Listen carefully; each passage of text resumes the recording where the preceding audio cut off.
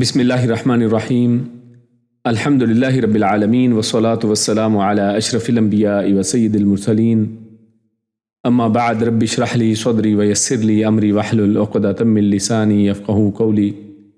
ربنا زدنا علما اللہم فقہنا فی الدین۔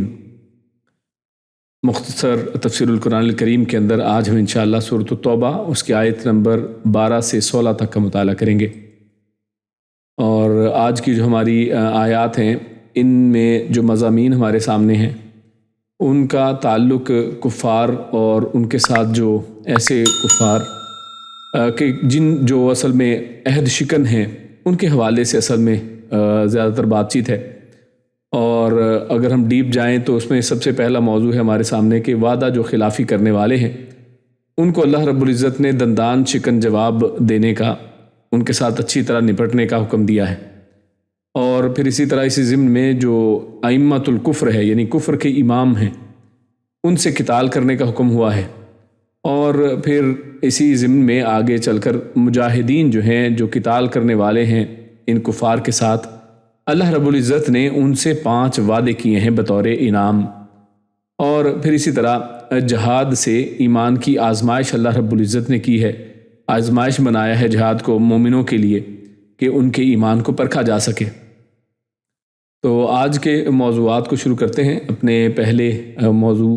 وعدہ خلافوں کو دندان شکن جواب اور کفر کے اماموں سے قتال کے حوالے سے، اور یہ جو دونوں موضوع ہیں یہ انشاءاللہ آیت نمبر 12 اور 13 کے اندر آئیں گے۔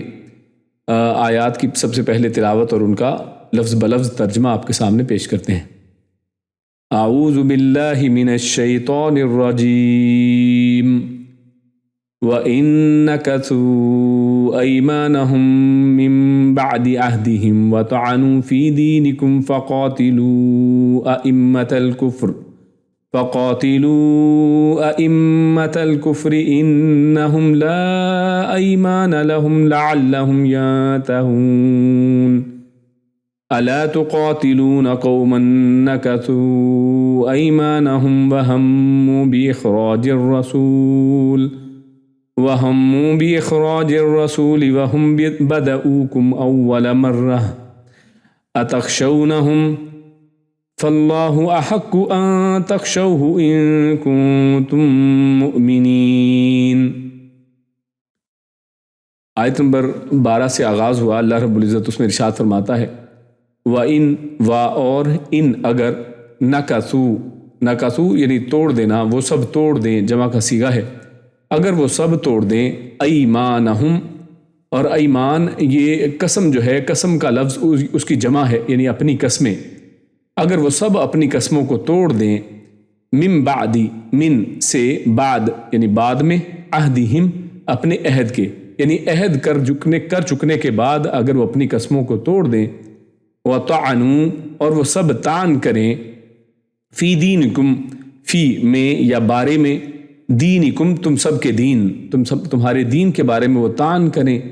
فقاتلوا تو قاتلوا تم سب قتال کرو، ائمۃ الکفر، ائمہ یہ امام کی جمع ہے یعنی جو آگے ہوتا ہے، جو بڑھ چڑھ کر حصہ لیتا ہے، تو ائمۃ الکفر یعنی کفر کے سردار، کفر کے اماموں کے ساتھ تم سب جنگ کرو، انہم بے شک وہ سب، لا ایمان لہم لا نہیں ہے، ایمان کوئی بھی قسم، اور پہلے جیسے عہد کی بات ہوئی اور یہاں پر ایمان ہے، یہ ایمان نہیں ہے، یہ ایمان، اس کو پڑھنے کے انداز میں دیکھیں تو فرق ہے۔ تو یہ قسموں کی جمع ہے ایمان، لہم ان کی، تو نہیں ہے کوئی قسمیں ان کی، لعلہم شاید کہ وہ سب، ینتہون سب باز آ جائیں۔ الا تقاتلون کیا لا نہیں، تقاتلون تم سب قتال کرو گے، تم سب لڑو گے، یعنی کیا تم سب نہیں لڑو گے، قومن اس قوم سے، نکثوا جن سب نے توڑ دیا یا جن سب نے توڑ دیں، ایمانہم اپنی قسمیں، وہموا اور ان سب نے ارادہ کیا، باخراج نکالنے کا، خارج کرنے کا، اور رسول صلی اللہ علیہ وسلم کو، وہم اور وہ سب یا اور ان کو، بدؤکم یعنی وہی ہیں جنہوں نے کیا کیا، بدا یہ ابتدا کا لفظ جو اردو میں ہم بولتے ہیں وہی اصل میں یہاں پر بھی ہے، تو وہ ہیں بدعوکم جن سب نے ابتدا کی تھی، کم تمہارے ساتھ، یعنی لڑائی میں ابتدا اصل میں ان کی طرف سے ہوئی تھی، اول مرہ پہلی دفعہ، یعنی سب سے پہلے یہ جو پورا سلسلہ لڑائیوں کا، جنگوں کا مسلمانوں کے ساتھ شروع ہوا ہے تو اس کی ابتدا انہی نے کی تھی۔ اتخشونہم، کیا تخشونا تم، یہ خاشا جو ہے اصل میں یہ جو خشیت کا لفظ ہوا کرتا ہے، یعنی ڈرنا، خوف کھانا، کیا تم سب خوف کھاتے ہو، ڈرتے ہو ان سے؟ فاللہ، تو اللہ احق زیادہ حقدار ہے، احق میں حق، یہ تو آپ جانتے ہیں حق رکھنا، یہ جو شروع میں لگا ہے یہ کسی چیز کو کمپیریٹیولی ڈگری میں زیادہ کرنے کے لیے ہوتا ہے، جیسے کبیر بڑا، اکبر زیادہ بڑا، ٹھیک ہے، تو صغیر چھوٹا، اصغر زیادہ چھوٹا، تو اسی طرح احق زیادہ حق رکھتا ہے، تو لہٰذا اللہ زیادہ رکھتا ہے، حق رکھتا ہے، ان یہ کہ تخشوہ یعنی تم ڈرو، تم وہی جو تخشو پر لفظ آیا تھا، اب ہو یعنی اس سے، یعنی اللہ زیادہ ڈر رکھتا ہے کہ تم اللہ سے یعنی اسی سے ڈرو، ان کنتم، ان اگر، کنتم تم سب ہو، مؤمنین ایمان والے۔ تو یہ دو آیتیں، آیت نمبر 12 اور 13 یہ ہم نے تلاوت کی، اس میں سب سے پہلی آیت، آیت نمبر 12 میں اللہ رب العزت نے اصل میں ان کافروں کے بارے میں بات چیت شروع کی ہے کہ جو اپنی قسموں کو پورا نہیں کرتے ہیں بلکہ ان کو توڑ ڈالتے ہیں، اپنے وعدوں کی خلاف ورزی کرتے ہیں، من بعد عہدہم، اپنے وعدوں کی خلاف ورزی کرتے ہیں، دین میں تان کرتے ہیں، تو اللہ رب العزت نے ان کو فرمایا فقاتلوا ائمۃ الکفر، تم ایسے جو امام ہیں کافروں کے، کفر کے جو سردار ہیں، کیونکہ کوئی بھی عوام جو ہے وہ یقیناً وہ پیچھے اپنے سرداروں کے چلتی ہے، کچھ لوگ اس میں سب کو لیڈ کرنے والے ہوتے ہیں، لوگوں کو گمراہ کرنے میں آگے آگے پیش ہوا کرتے ہیں، تو ایسے لوگوں کے لیے اللہ رب العزت نے یہ ٹرم استعمال کی ہے، یہ ایک نام ان کا رکھ دیا ہے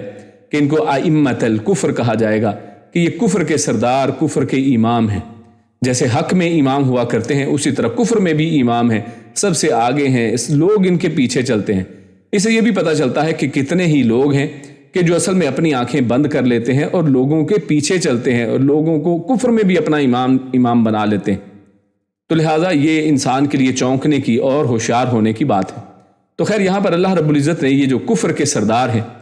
ان کی شروع ہی میں 2 صفات بیان کی ہیں، تاکہ یہ 2 صفتیں ان میں ہوا کرتی ہیں، یعنی ان کی ایک میجر جو علامتیں ہیں، میجر جو ان کی صفات ہیں ان کا اللہ نے تذکرہ کیا، اور شروع میں فرمایا ان نکثوا ایمانہم، یعنی ان کی سب سے پہلی جو صفت ہے، ان کی سب سے پہلی خوبی یا جس سے آپ ان کو پہچان سکتے ہیں یہ ہے کہ یہ لوگ جو ہیں یہ ہر طرح کا جو وعدہ، جب بھی کوئی قسم کریں گے، جب بھی کوئی وعدہ کریں گے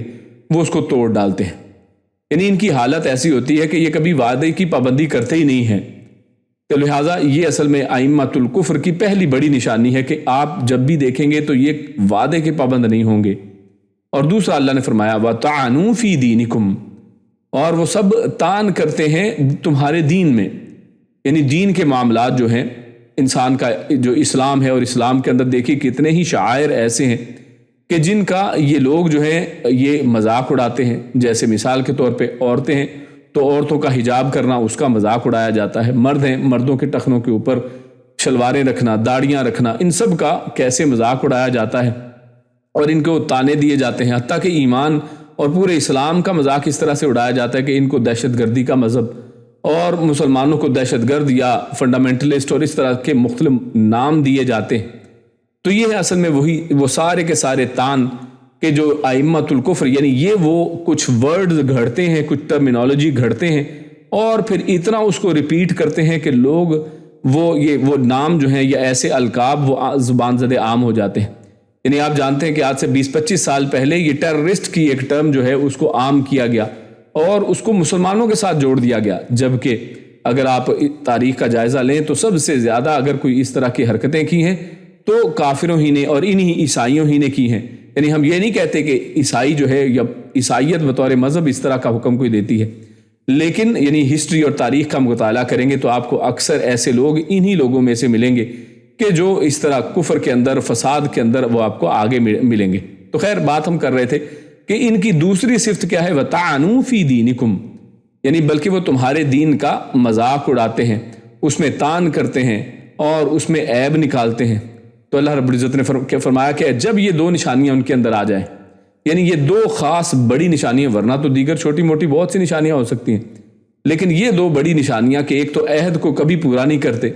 اور دوسرے دین میں تان کرتے ہیں، عیب نکالتے ہیں، تو اللہ نے فرمایا فَقَاتِلُوا أَئِمَّةَ الْكُفْرِ، یعنی ایک تو ان کے اوپر یہ ٹیگ لگا دیا اللہ رب العزت نے کہ یہ اصل میں کفر کے ائمہ ہیں،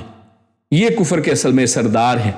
اور پھر ساتھ ہی اللہ رب العزت نے ان کے حوالے سے کچھ احکامات دیے کہ جب تم پہچان جاؤ ان کے ان نشانیوں سے کہ یہی اصل میں ائمۃ الکفر ہیں، تو پھر تمہیں کرنا کیا ہے؟ تو پھر اللہ رب العزت نے فرمایا فقاتلوا، تو یہاں پر اللہ رب العزت نے ان کے ساتھ کیا کیا جائے یہ بھی دو باتیں بیان کی ہیں، یعنی جیسے ان کی نشانیاں دو بیان کی ہیں تو اسی طرح ان کی صفات بیان کرنے کے بعد اب ان کے ساتھ جو رویہ مسلمانوں کا ہوگا وہ بھی دو طرح سے ہوگا۔ تو سب سے پہلی بات کہی کہ پہلی بات فرمائی کہ فقاتلوا، تم کیا کرو، تم ان سے سب سے قتال کرو، تم لوگ ان لوگوں کو کسی قسم کا موقع نہ دو اور ان کے ساتھ جنگ کرو۔ اور یہاں پر یہ ایک اور بات سمجھ لیں کہ اللہ نے واضح طور پر قاتلو کا لفظ استعمال کیا ہے، یعنی یہاں پر قتال کی بات ہو رہی ہے، زبان سے جہاد کی بات نہیں ہو رہی، یہاں پر دل سے برا سمجھنے کی بات نہیں ہو رہی، یہاں ان سے دوستیاں توڑنے کی بات صرف نہیں ہو رہی، اور جہاد کی جو ایک براڈر ٹرمینالوجی بعض اوقات بیان کی جاتی ہے اس کی بات نہیں ہو رہی ہے، جبکہ یہاں پر واضح طور پر فقاتلو کا لفظ استعمال ہوا ہے۔ اور یقیناً اسلام ویسے امن کی دعوت دیتا ہے، لیکن جب کفر کے امام جن کے اندر یہ نشانیاں ہوں کہ کبھی وعدے کی پابندی نہ کریں، وعدہ کریں اس کو توڑ دیں، آج آپ دیکھیے آپ کے سامنے کفر کے امام جو ہیں یہ نتنیاہو کی شکل میں اور اسرائیل کے یہ لوگ اور امریکہ کے لوگوں کی شکل میں آپ کے سامنے، اور اسی طرح یہ جو UN وغیرہ ہے، اقوام متحدہ کے جو بڑے بڑے لوگ ہیں کرتے دھرتے، یہ سب اصل میں اسی طرح ائمۃ الکفر کی آپ کے سامنے مثالیں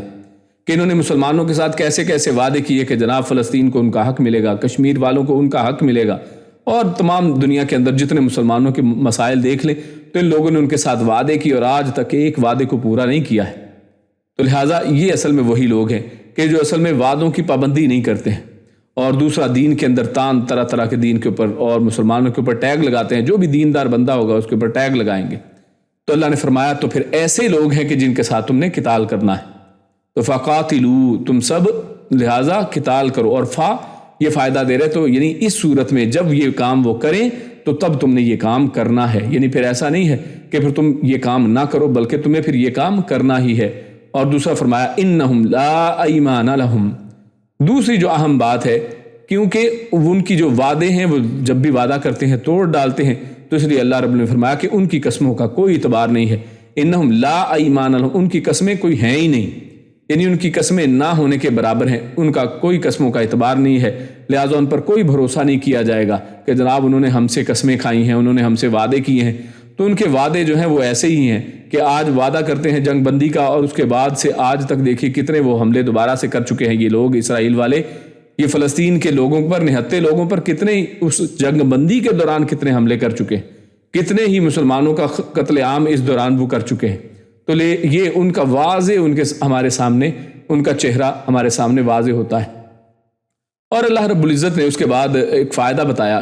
کہ اصل میں یہ تم نے کرنا کیوں ہے، کیوں اللہ رب العزت قتال کا حکم دے رہا ہے ان ائمۃ الکفر کے ساتھ، اور اللہ رب العزت کیوں یہ ہمیں حکم دیتا ہے کہ آپ نے ان کے اوپر کوئی بھروسہ نہیں کرنا ہے۔ ہاں ویسے اگر آپ ایگریمنٹ کرتے ہیں تو ایگریمنٹ کرنے میں کوئی حرج نہیں ہے، لیکن چوکنے رہیں، یہ نہ سمجھیں کہ جناب انہوں نے آپ کے ساتھ وعدہ کیا ہے تو اب جناب آپ ان سے محفوظ ہو گئے، نہیں، بالکل ایسی بات نہیں ہے،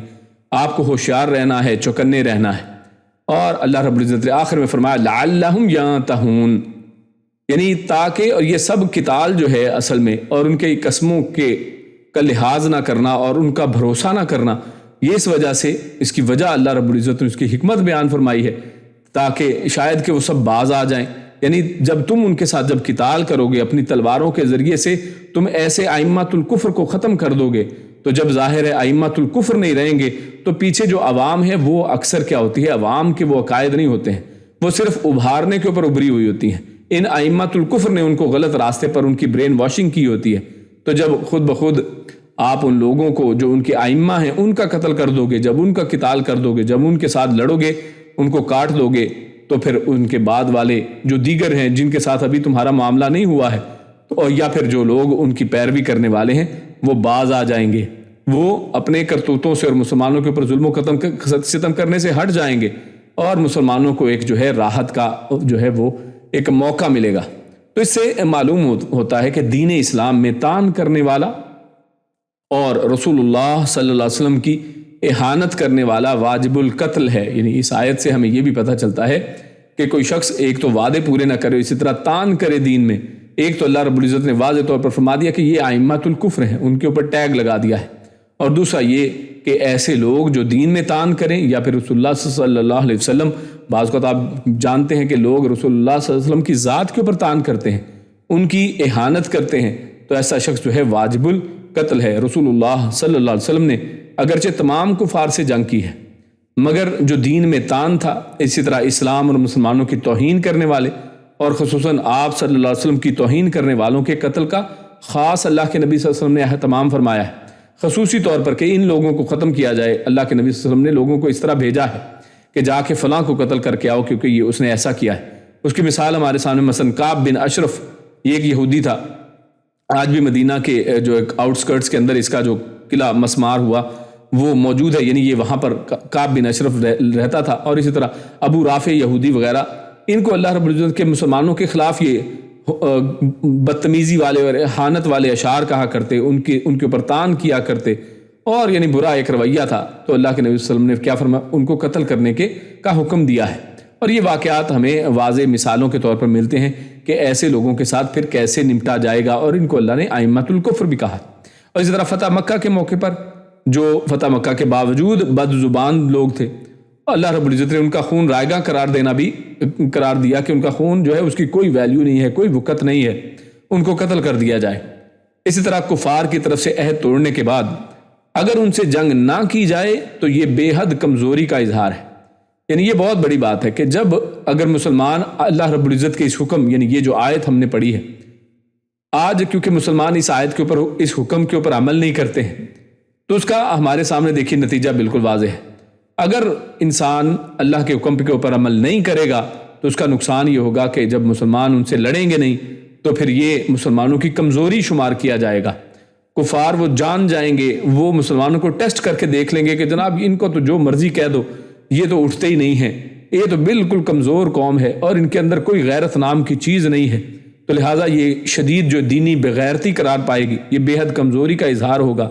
اسی لیے رسول اللہ صلی اللہ علیہ وسلم عہد توڑنے والوں سے درگزر نہیں فرماتے تھے، ورنہ اللہ کے نبی صلی اللہ علیہ وسلم معاف کرنے والے تھے،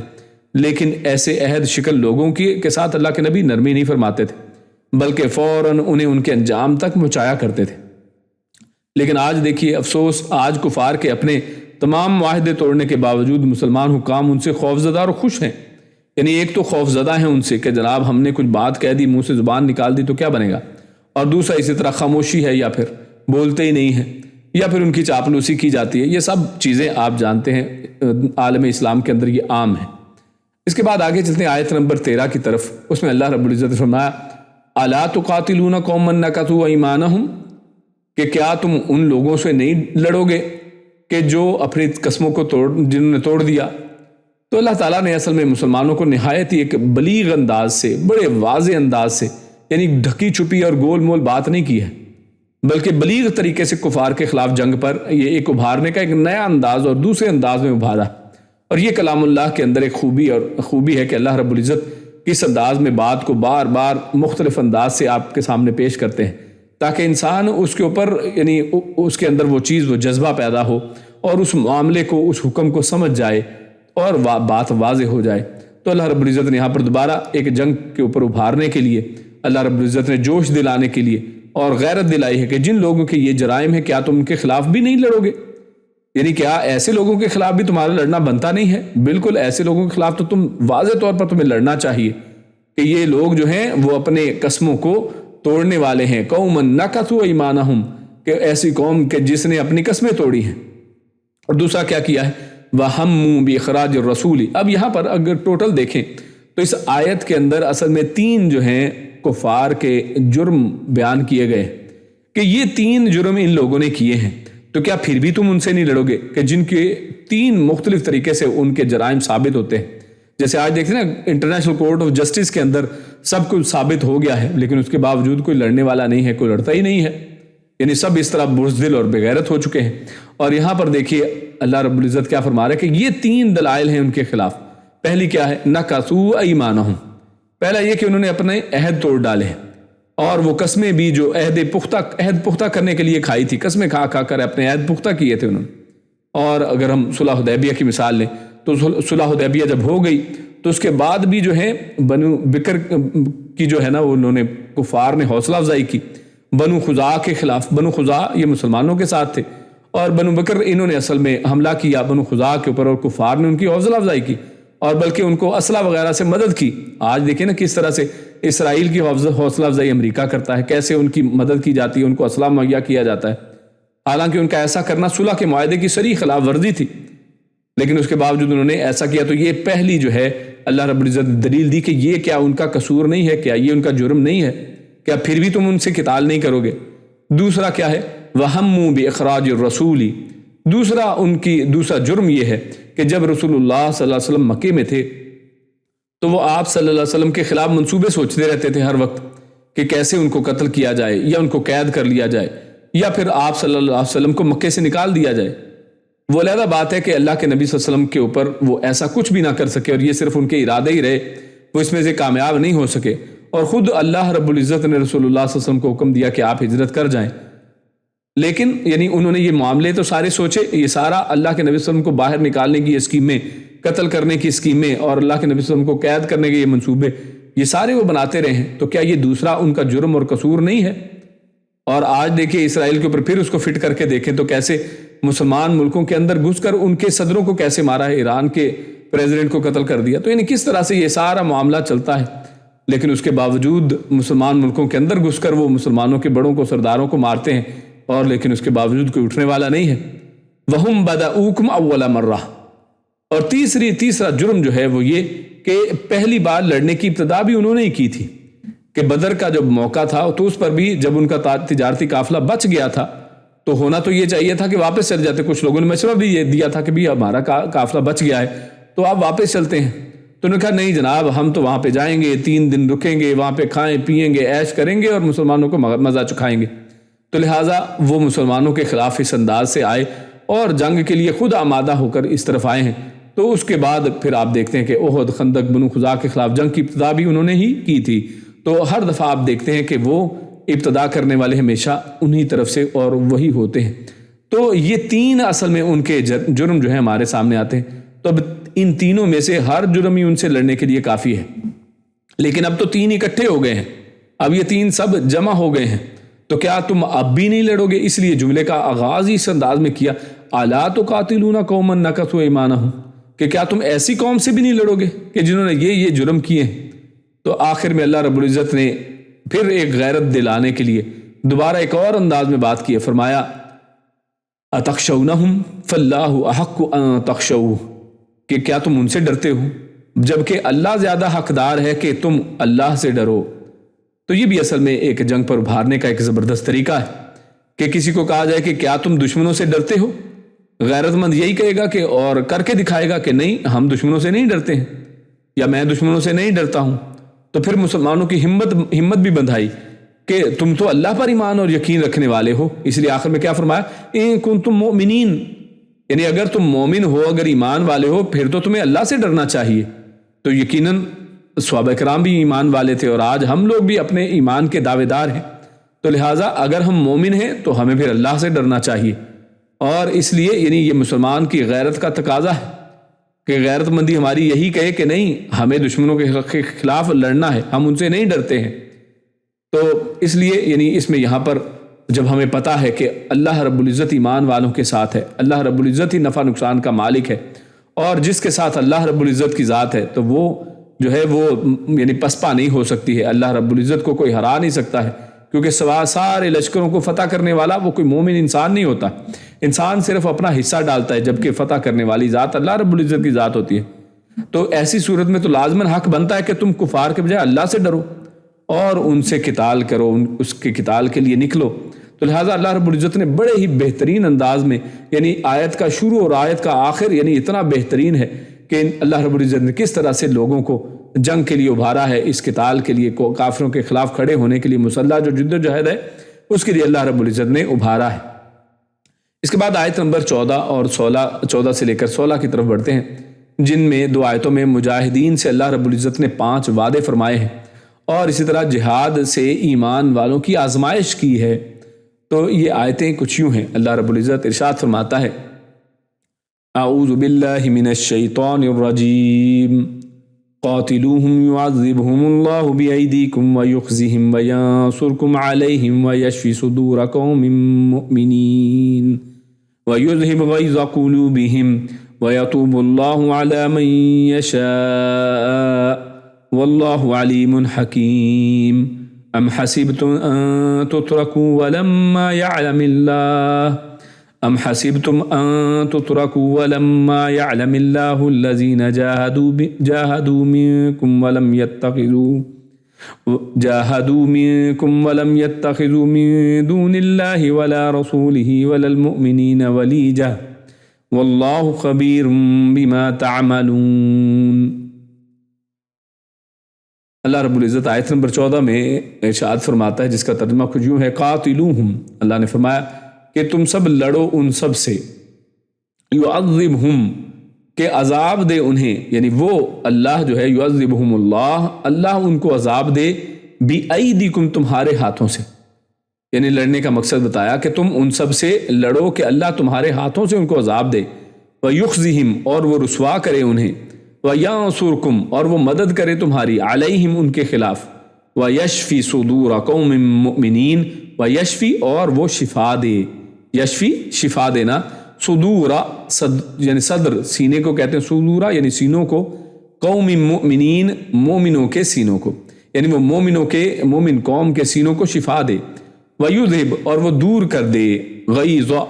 غصے کو، قلوبہم ان کے دلوں کے، اللہ ان کے دلوں کے اندر جو غصہ ہے ان کو اللہ اس کے ذریعے سے دور کر دے، یعنی مومنوں کے دلوں کے اندر جو کفار کے ظلم و ستم کی وجہ سے جو غصہ ہے ان کو اللہ دور کر دے، وَيَتُوبُ اللَّهُ اور یہ رجوع فرماتا ہے، یتوب کا مطلب ہے یعنی لوٹتا ہے، رجوع کرتا ہے، ان کی طرف رخ کرتا ہے، ان کی توبہ کو قبول کرتا ہے، اللہ علی اس پر من جو یشاء وہ چاہتا ہے، یعنی رجوع فرماتا ہے اللہ اس پر جسے وہ چاہتا ہے، واللہ اور اللہ علیم خوب علم والا ہے، حکیم خوب حکمت والا، بہت حکمت والا ہے۔ ام حسبتم، ام یہ پھر کیا کے معنی میں ہے، حسبتم تم نے گمان کر لیا ہے، کیا تم نے حساب لگا لیا ہے، کیا تم نے سمجھ لیا ہے، ان یہ کہ تترکو تم سب ترک کر دیے جاؤ گے، ترک کرنا اردو میں بھی ہم لفظ استعمال کرتے ہیں چھوڑ دینے کے معنی میں،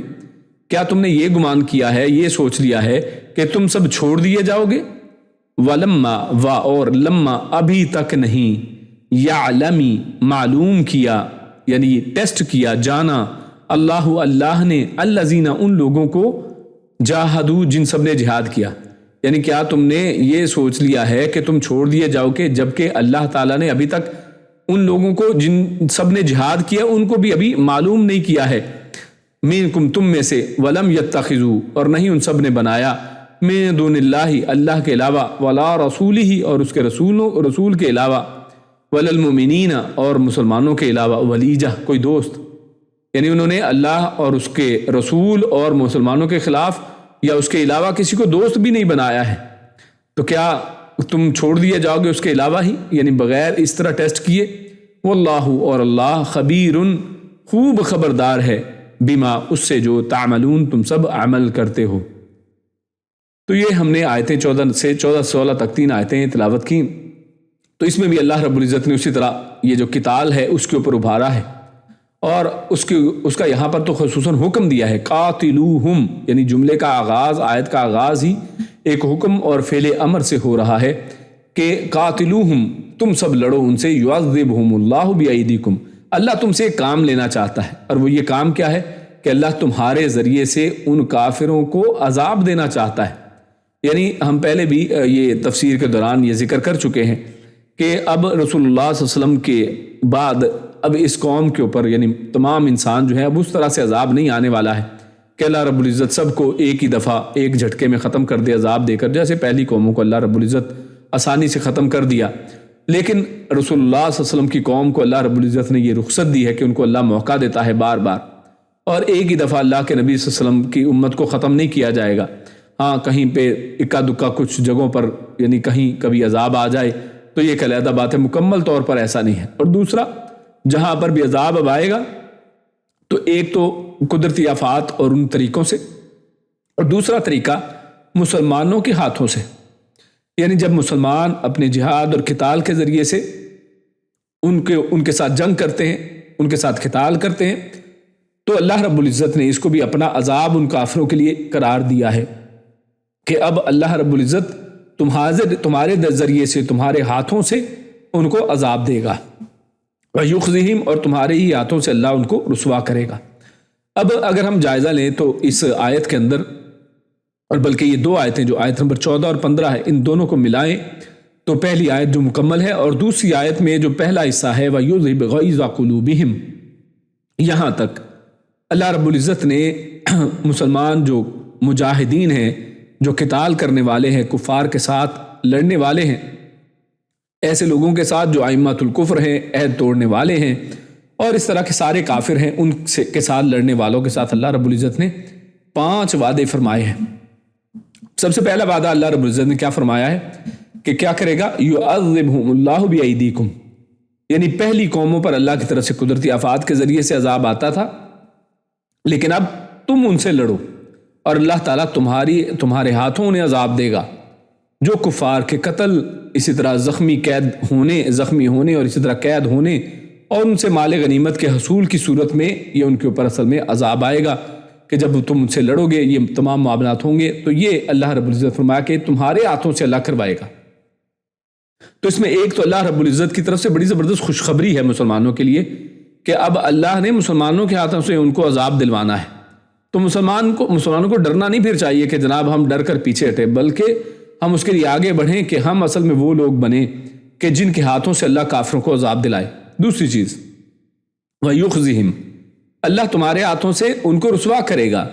یعنی ان کی فوجی جو قوتیں ہیں ان کا گھمنڈ توڑ کر، ان کی حکومت کی عزت خاک میں ملا کر انہیں ذلیل و رسوا کرے گا۔ آپ دیکھیے آج کے زمانے کی حالت ہی دیکھیں تو اسرائیل اب ایک مذاق بن چکا ہے۔ آپ دیکھیں اس کے اوپر میم بنتی ہیں کہ کیسے ان کے فوجی ہیں، کس طرح کیسے ان کے فوجی ہیں جن کی کوئی ٹریننگ نہیں ہے، ان کا آئرن ڈوم، اس کی حیثیت سب کے سامنے واضح ہو چکی ہے کہ جناب ان کے کروڑوں اور اربوں روپے کا جو اسلحہ ہے اس کو جو مسلمان ہیں ان کے چند 100 اور 1000 اور گھروں میں ہاتھوں سے اور انہی کے ری یوز مٹیریل سے بنائے ہوئے اسلحے کے ساتھ کیسے یعنی چند لاکھ لگا کر ان کے کروڑوں اربوں کا اسلحہ ضائع کیا جا سکتا ہے۔ ان کی حکومتوں کے گھمنڈ جو ہیں آج ٹوٹ چکے ہیں کہ جناب اتنے 1.5 سال جو ہے اس غزہ کے چھوٹی سی پٹی کے اوپر وہ شدید جو ہے وہ بمباری کر کے جو تاریخ میں اس کی مثال نہیں ملتی ہے، اس کے باوجود وہ ان مجاہدین کا کچھ بھی نہیں کر سکے ہیں۔ اور الحمدللہ جب یہ جنگ بندی ہوئی تو ہم سب نے دیکھا کہ کس طرح سے وہ مجاہدین جو ہیں بالکل صحیح سلامت باہر نکلتے ہیں۔ تو آج ان فوجوں کا گھمنڈ ٹوٹ چکا ہے۔ آج اسرائیل خود آگے نہیں بڑھنا چاہتا ہے، بلکہ یعنی ایک سپر پاور امریکہ کو اس میں انوالو کر کے دوسرے طریقے سے آگے آنا چاہ رہا ہے، جس سے واضح طور پر ان کی پسپائی آپ کے سامنے ہے، اور یہ ہے وہ یخزہم کہ آج وہ رسوا ہو چکے ہیں۔ پوری دنیا کے اندر ان کی کوئی عزت نہیں ہے۔ وہ علیحدہ بات ہے کہ ابھی بھی وہ اپنی اس جو ہے ظلم و ستم کے اندر آگے بڑھتے چلے جا رہے ہیں اور ان کا رکنا ابھی ممکن نظر نہیں آتا ہے، اور ہماری آنکھیں اس کو واضح طور پر دیکھ نہیں سکتے ہیں، لیکن جو حقیقت ہے وہ یہ کہ آج وہ ذلیل و رسوا ہو چکے ہیں، اور اللہ رب العزت مجاہدین قتال کرنے والوں کے ذریعے سے کرواتا ہے۔ اس لیے فرمایا قاتلوہم کہ تم ان سے لڑو۔ اب ہوگا کیا وہ پہلی بات بتائی کہ اللہ تمہارے ذریعے سے ان کو عذاب دے گا، دوسرا یہ وَيُخْزِهِمْ اور وہ ان کو رسوا کرے گا، اور تیسری چیز یہ وَيَنْصُرْكُمْ وہ علیہم یعنی ان کے خلاف وہ تمہاری مدد کرے گا۔ یعنی 2 کام ہے یہاں پر، ایک تو ہے کہ تمہاری مدد کرنا، اور دوسرا کہ انسان کو اللہ کی طرف سے مدد پہنچتی رہے، دوسرا کہ ان کے خلاف یعنی ان کے خلاف بھی ہے اللہ۔ جب اللہ کسی کے خلاف ہو اور جب ان کے خلاف مدد آ رہی ہو تو اب یہ مدد اس طرح کی ہے کہ جس میں ان کے ہر اسلحے کا توڑ ہے، جو ان کے خلاف ہے اصل میں، اور ان کے اوپر غلبے کے لیے کافی ہے، تو اللہ رب العزت ان کے خلاف تمہاری مدد کرے گا اور تمہیں غلبہ اصل میں عطا کرے گا۔ اور اسے الگ اس لیے ذکر فرمایا ہے، مفسر لکھتے ہیں کہ ہو سکتا تھا کہ کفار تو ہو، یعنی کفار جو ہیں وہ تو اس سے پسپا ہو جائیں، مگر مسلمانوں کے ہاتھ بھی کچھ نہ آئے، کفار کے اوپر غلبہ مسلمانوں کو حاصل ہو جائے، لیکن کیا ہے کہ مسلمان بھی اگر آخر میں ختم ہو جائیں، بچے ہی نہ کوئی، تو پھر کیا فائدہ؟ اللہ فرمائے وَيَنْصُرْكُمْ عَلَيْهِمْ ان کے خلاف تمہاری مدد کرے، یعنی وہ ختم ہوں گے، تم نہیں ختم ہوگے۔ وَيَشْفِ صُدُورَ قَوْمٍ مُؤْمِنِينَ، تمہارے ان سے لڑنے اور غلبہ پانے سے ان مومنوں کے سینوں کو مرہم ملے گی جو ان کفار اور موذیوں کے ہاتھوں ظلم و ستم سہتے رہے۔ یعنی جب کافروں کی موت آتی ہے، جب ان کے ساتھ قتال کیا جاتا ہے، ان کو نشانہ عبرت بنایا جاتا ہے، تو غور کرے کہ واقعی جو سینے چھلنی ہیں، جو غم کے ساتھ، غصے کے ساتھ، اور اسی طرح جن کی پوری خاندان کو ختم کر دیا گیا ہے، جن کے نہ اوپر کوئی نیچے بچا، نہ یعنی والدین میں، نہ نیچے اولاد میں، نہ کوئی دائیں نہ کوئی بائیں، بہن بھائی کوئی بھی نہیں بچا ہے۔ کئی بچے ہیں جن کی اب کوئی خاندان میں کوئی اور ہے ہی نہیں، وہ اکیلے بچے ہیں پوری جنگ کے اندر سے۔ تو ایسے جو ظلم و ستم سہتے ہوئے جو لوگ ہیں، ان کے سینے کیسے چھلنی ہوئے ہوں گے۔ تو اللہ رب العزت فرمایا وَيَشْفِ صُدُورَ قَوْمٍ مُؤْمِنِينَ، کہ آپ کے قتال کے ذریعے سے ان کے سینوں کو راحت ملے گی، ان کے اندر ان کو کہہ لیں کہ مرہم اس کے اوپر رکھی جائے گی، ان کے سینوں کو شفا ملے گی۔ اور ان سے مراد وہ مسلمان بھی ہیں جو مکے اور دوسری جگہوں میں کفار کا نشانہ بنے۔ اور بعض نے اسی آیت سے بنو خزاعہ مراد لیے ہیں کہ جن کے اوپر جو ہے بنو بکر والوں نے حملہ کیا، یا کفار نے ان کے خلاف جو ساری مدد کی ان کی، تو اس سے یعنی خصوص اگر مراد لیں تو یہ لوگ اس زمانے کے اعتبار سے اس کانٹیکسٹ سے دیکھیں تو بنو خزاعہ اس کے حوالے سے بات ہوتی ہے، اور یا مکہ والے آتے ہیں یا دوسرے کفار کہ جنہوں نے مسلمانوں کو نشانہ بنایا۔ لیکن اگر اس کو جنیرک انداز میں دیکھا جائے تو اس میں سارے اس طرح کے لوگ آتے ہیں۔ آگے فرمایا کہ وَيُذْهِبْ غَيْظَ قُلُوبِهِمْ، یعنی پانچویں یہ چیز جو ہے مسلمانوں کو اللہ رب نے فرمائی، جو آیت نمبر 15 کا پہلا جملہ ہے، فرمایا وَيُذْهِبْ غَيْظَ قُلُوبِهِمْ، اور وہ دور کر دے گا غصہ ان کے دلوں کا، یعنی ان کے دلوں، یعنی جن کے اوپر ظلم و ستم ہوا ہے، اللہ رب العزت ان کے غصے کو دور کرے گا۔ بعض لوگوں نے کہا ہے، یعنی بعض مفسرین نے کہا کہ یہ شفائے صدور کی تاکید ہے، یعنی اسی پہلی جو بات شفائے صدور کی پچھلی آیت کے اندر آخری جملہ آیا تھا، تو اسی کو مزید الیبوریٹ اللہ رب العزت یہاں پر فرما رہے ہیں۔ لیکن حقیقت یہ ہے، مفسر لکھتے ہیں کہ حقیقت یہ ہے کہ یہ ایک الگ نعمت ہے کہ اللہ رب العزت وہ دلوں کے اندر جو غیظ اور غصہ ہے اس کو بھی اس قتال کے ذریعے سے دور کرے گا، یہ بھی ایک نعمت ہے۔ اور شفائے صدور سے مراد ان ظالموں کا قتل اور ان کی رسوائی ہے، اور دلوں کا غصہ دور کرنے سے مراد مسلمانوں کو محکومی کی بے بسی میں جو غصہ کفار پر آتا تھا۔ آپ جانتے ہیں کہ پچھلے یعنی کتنے 70-80 سالوں سے یہ معاملہ جب سے چل رہا ہے، مسلمان محکوم ہیں، کیسی بے بسی کا عالم ہے، تو ان کے دل کیسے غصے سے بھرے ہوں گے، مگر کچھ بھی نہیں کر سکتے تھے۔ تو اب فتح و غلبے کی صورت میں اس غصے کو دور کرنا جو ہے وہ بھی اس سے مقصود ہے کہ اب اس فتح کی وجہ سے ان کا غصہ بھی دور ہو جائے۔ اور اس کے علاوہ دنیا بھر کے مسلمانوں پر ظلم و ستم کے واقعات سن کر دل میں، ہر مسلمان کے دل میں ایک غصہ آتا ہے، یعنی جیسے آج ہم جب یہ باتیں سنتے ہیں، ہم وہاں پر جا نہیں سکتے ہیں، کچھ کر نہیں سکتے ہیں، لیکن غصہ تو آتا ہے، مسلمان کے دل میں آنا بھی چاہیے، یہ غیرت دینی کا تقاضا ہے۔ جیسے اب فلسطین ہے، بھارت ہے، بھارت کے اندر مختلف علاقوں میں جو ہندو جو ہیں وہ مسلمان، صرف مسلمانوں پہ نہیں بلکہ اور کئی جو دوسری جو چھوٹی ذاتیں ہیں ان کے اوپر ظلم و ستم کرتے ہیں۔ اسی طرح کشمیر ہے، اس کے اندر جو پچھلے 70-80 سالوں سے ظلم و ستم ہو رہا ہے۔ اس طرح فلپائن ہے، برما ہے، عیسائیوں کے دوسرے علاقے ہیں، یا اس طرح چائنا ہے یا کمیونسٹ ممالک ہیں، ان میں مسلمانوں پر جو ظلم ہیں، ان کی جو داستانیں ہیں سن کر دل کو غصہ آتا ہے۔ تو کفار پر فتح یاب اگر مسلمان ہو جب قتال کریں گے تو اس سے ان کے غصے کا بھی مداوع ہوتا ہے کہ الحمدللہ چلے کسی نے تو اس کا بدلہ لیا ہے۔ تو اللہ رب العزت نے اس صورت میں 5 جو ہیں وہ مجاہدین کے حوالے سے، یعنی ان کے قتال کی برکت سے جو 5 چیزیں حاصل ہونے والی ہیں ان کا تذکرہ کیا۔ یعنی پہلی بات یہ کہ اللہ ان کے ذریعے سے عذاب دے گا ان کو، دوسرا یہ کہ ان کو رسوا کرے گا، تیسرا اللہ ان کے خلاف، کافروں کے خلاف ان مجاہدین کی مدد کرے گا، اور چوتھا اللہ رب العزت مومنوں کے جو سینے چھلنی ہوئے ہیں ان کو مرہم رکھے گا، ان کو شفا دے گا، اور 5ویں چیز کہ اللہ رب العزت ان کے دلوں کے اندر جو غصہ ہے ان کے خلاف اس کو ختم کر دے گا۔ اور اس کے بعد آخر میں اللہ رب العزت فرماتا ہے وَيَتُوبُ اللَّهُ عَلَىٰ مَن يَشَاءُ، یعنی اس سب کے باوجود یہاں پر اس جملے کا مقصد کیا ہے، جس میں توبہ کی بات ہو رہی کہ وہ رجوع کرتا ہے، وہ توبہ کو قبول کرتا ہے، اللہ جس کو وہ چاہتا ہے اللہ اس کو توبہ کا موقع دیتا ہے۔ تو یہاں پر اس جملے کا لانے کا مقصد غور کیجئے، یہ ہے ہمارا اسلام، یہ ہے اللہ رب العزت کی ذات کہ جو اس ایسی آیتیں کہ جس میں کسی کافر کو اگر کوئی غلط فہمی بھی پیدا ہو کہ جناب اسلام ایسا ہے ویسا ہے، نہیں، بالکل ایسی بات نہیں، بلکہ آیت کو پورا پڑھیں تو آپ کے سامنے حق واضح ہو جائے گا کہ یہ کن کے بارے میں بات ہو رہی ہے، جو آپ کے ساتھ ظلم کرنے والے ہیں، جو ائمۃ الکفر ہیں، جو مسلمانوں کے خلاف ظلم و ستم جو ہے وہ کرنے والے ہیں، اور یہ سب حالات اب پوری دنیا کے سامنے واضح ہیں. اب تو یہ ڈھکی چھپی باتیں نہیں رہیں, اب یہ سوشل میڈیا کا زمانہ ہے. اور اس لیے اللہ رب العزت نے یہاں پر اب یہ فرمایا وَيَتُوبُ اللَّهُ عَلَى مَن يَشَاءُ. یعنی اب اس کا مقصد کیا ہے کہ جب بڑے بڑے سرکشوں کی گردنیں خم ہوں گی, جب یہ بڑے بڑے کفار مارے جائیں گے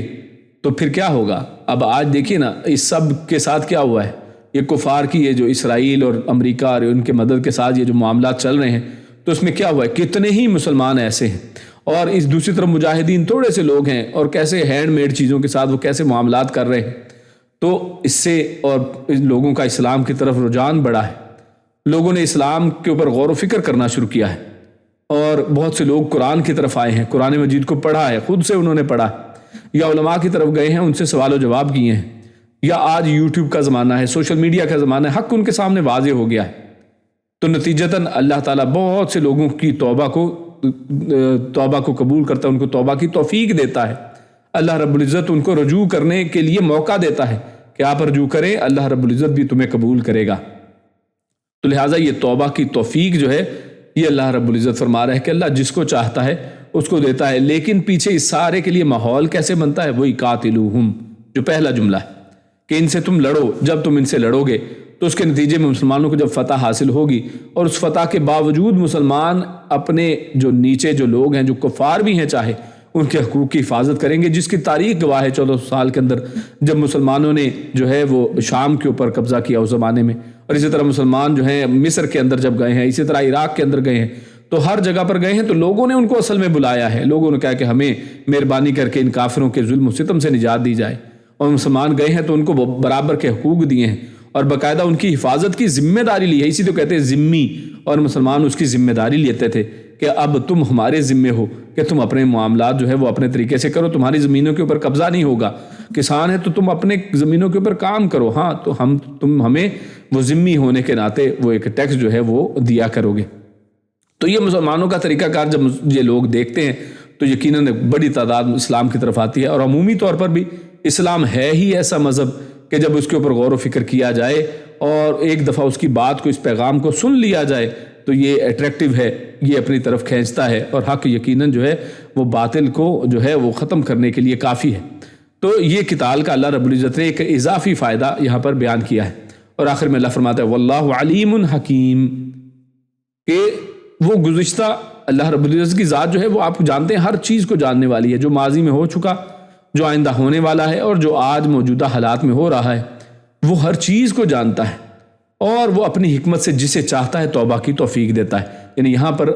یتوب اور توبہ کی بات کے بعد علیم الحکیم کہنے کا مقصد وہ مفسر کہتے ہیں کہ اصل میں اس میں بھی حکمت یہ ہے کہ اللہ رب العزت اپنی حکمت کے ساتھ, کیونکہ وہ جانتا ہے کہ آگے چل کر کس کے دل کے اندر خیر ہے, اور ماضی میں اس کا کفر کس انداز میں تھا, حال میں وہ کیا ارادے رکھتا ہے, اللہ ہر چیز سے جانتا ہے, واقف ہے.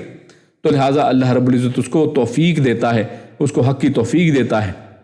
ان آیات سے معلوم ہوا کہ صحابہ کرام رضوان اللہ علیہم اجمعین اللہ تعالیٰ کے علم میں پکے مومن تھے. یعنی اس آیت سے اب پیچھے اگر صحابہ کرام کی جماعت میں بھی اور جو قاتلوہم ہیں ان کے حوالے سے بھی بات, اور سارے یعنی جو مسلمان ہیں, جو مومن ہیں, جو صحابہ کرام ہیں, جنہوں نے دین کے راستے میں اپنے آپ کو پیش کیا ہے, اور اللہ رب العزت نے یہاں پر ان مجاہدین اور ایسے تمام صحابہ کرام جو دین کے اندر آ گئے ہیں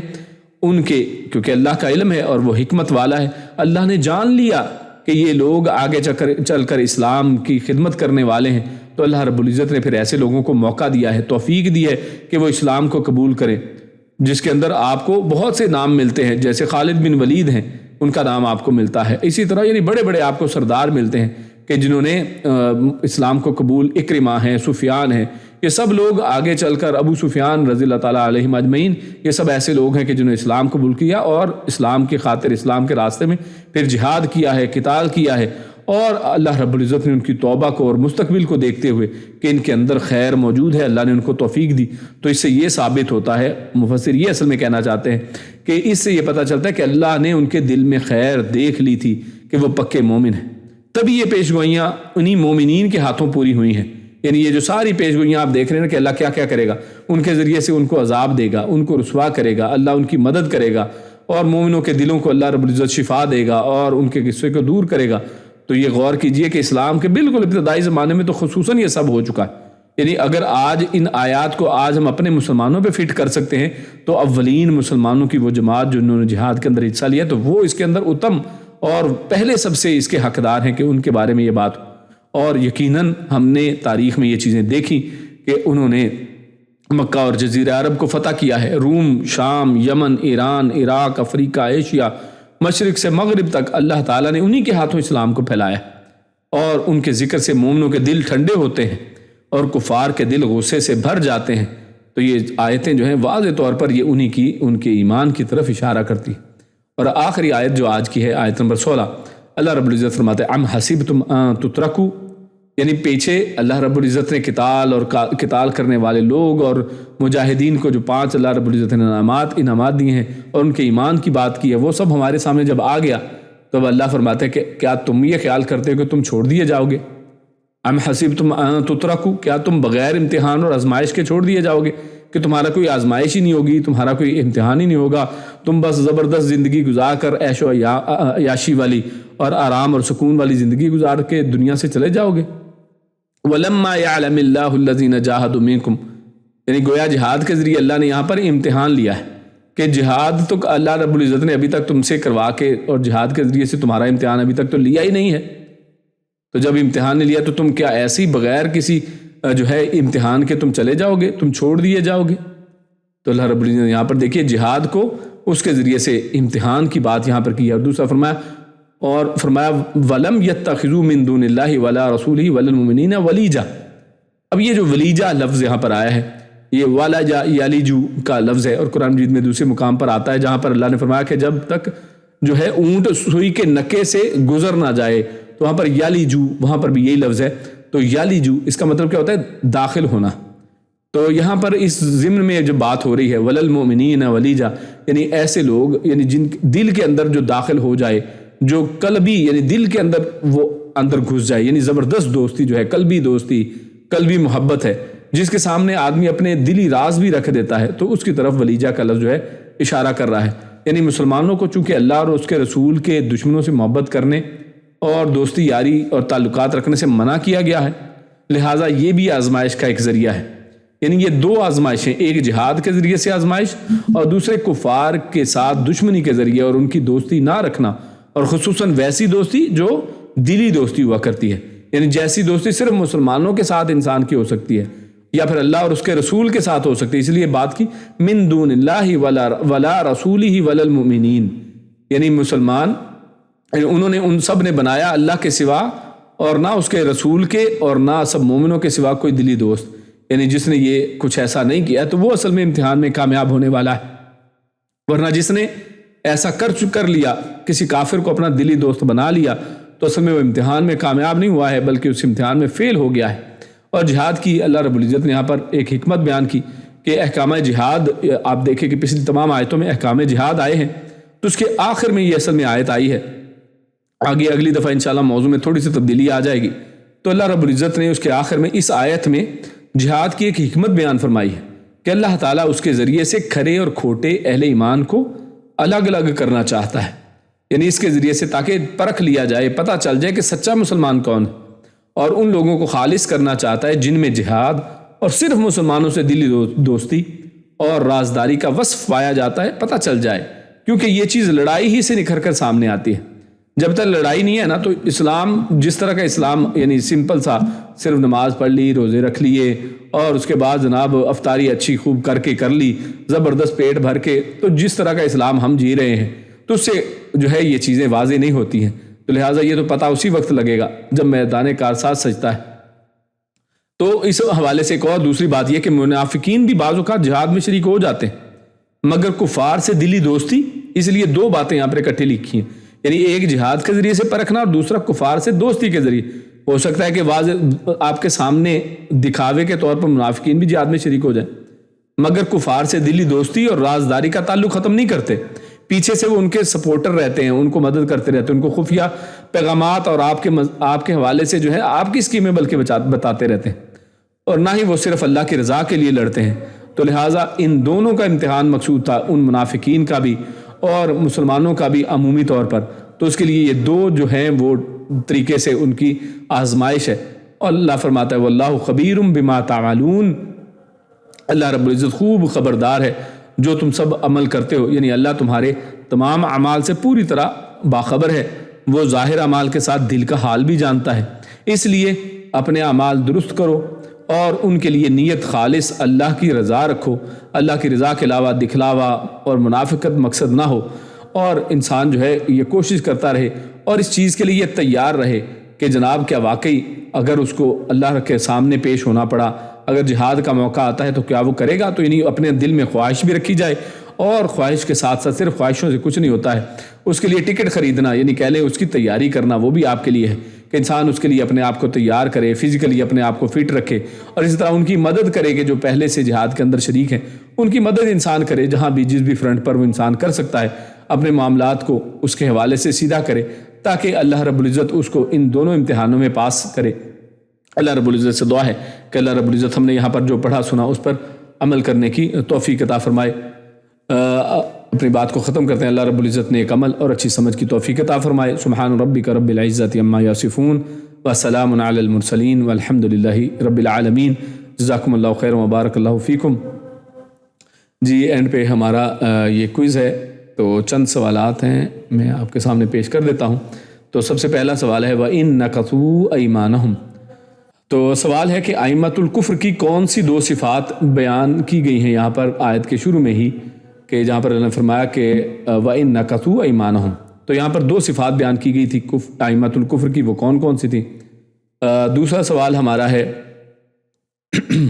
ائمۃ الکفر ہی کے حوالے سے کہ ائمۃ الکفر کے ساتھ کیا رویہ رکھا جائے،